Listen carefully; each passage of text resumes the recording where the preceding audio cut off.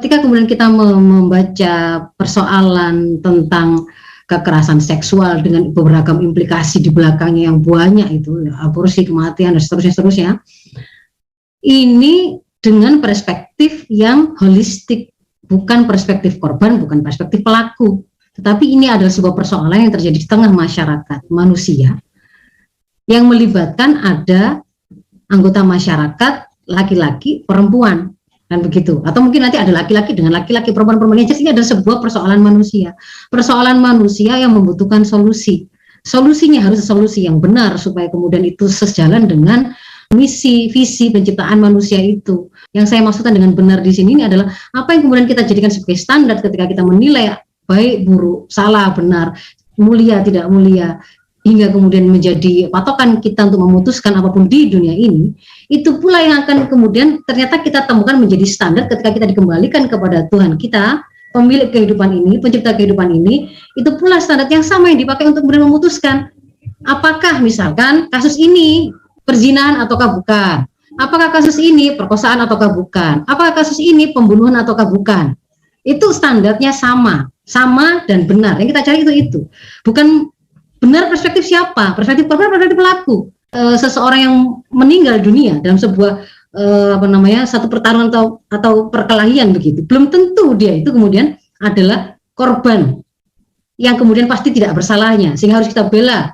Karena bisa jadi sebenarnya itu persoalan kesempatan saja, kedua-duanya masing-masing sebenarnya saling membunuh, berusaha membunuh, tetapi yang kemudian ternyata kemudian kalah, yang meninggal salah satu pihak, dan tidak kemudian kita dudukkan itu dengan perspektif ini kan korbannya yang meninggal, kemudian kita bela mati-matian tanpa memandang dan mendudukan persoalan apa adanya.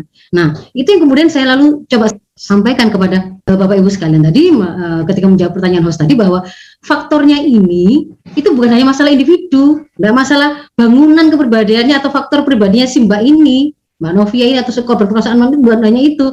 Ketika kemudian saya bicara bahwa faktornya ini melibatkan 3 pilar, ada individu, ada masyarakat, ada negara, maka itu bicara untuk semua orang, semua pihak. Kalau kemudian apa sih yang akan mencegah seseorang individu untuk tidak melakukan sesuatu yang salah, sesuatu yang menyimpang, sesuatu yang itu merugikan, sesuatu yang buruk, sesuatu yang hina, kembali baik, buruk, hina, mulia, benar, salah, kita harus kembalikan kepada standar yang hakiki. Jangan kemudian standar versi masing-masing yang kemudian ketika berubah aturan berubah lagi standarnya. Lah kalau standarnya berubah-ubah ya kita tidak akan pernah ketemu begitu. Saya katakan bahwa standar yang benar itu akhirnya keterbatasan kita mengharuskan kita harus merujuk kepada wahyu. Nah, ketika kemudian merujuk kepada wahyu itulah di situ kemudian saya sampaikan bahwa level individu yang mencegah seseorang itu untuk kemudian tidak melakukan kesalahan, tidak melakukan kemaksiatan, tidak melakukan keharuman, itu adalah ketakwaan yang dia punya. Pilar pertamanya. Itu berlaku baik buat si perempuan maupun si laki-laki. Kalau si laki-lakinya, yang kebetulan hari ini adalah kasus itu adalah polisi, ketika kemudian dia flirting, goda-goda cewek di kehidupan publik, kalau pakai standar Islam, sudah langsung jelas, haram, salah. Mau itu istri orang, mau itu gadis, sama-sama salah. Nyuit-nyuiti cewek, begitu ya. Kemudian untuk dia goda, atau kemudian dia kirimi dengan gangguan-gangguan gambar porno atau apa begitu ya, sensualitas tertentu yang itu untuk memang menggoda atau mengganggu, yang laki-laki yang melakukan itu ya salah. Dengan kalau dibalik yang misalnya yang melakukan itu perempuan ya sama-sama salah. Jadi ini bukan belani si Mbak, bukan belani si Mas, ini perspektifnya luruskan dulu, kembali pada pakai standar yang benar dulu. Benar itu apa ukurannya, jangan kecelik kita di sini mati-matian membela ini yang benar, ternyata waktu kita kembali kepada yang menciptakan kita dan hidup kita, kemudian ternyata kita kecelek, yang kita kira benar bukan benar gitu.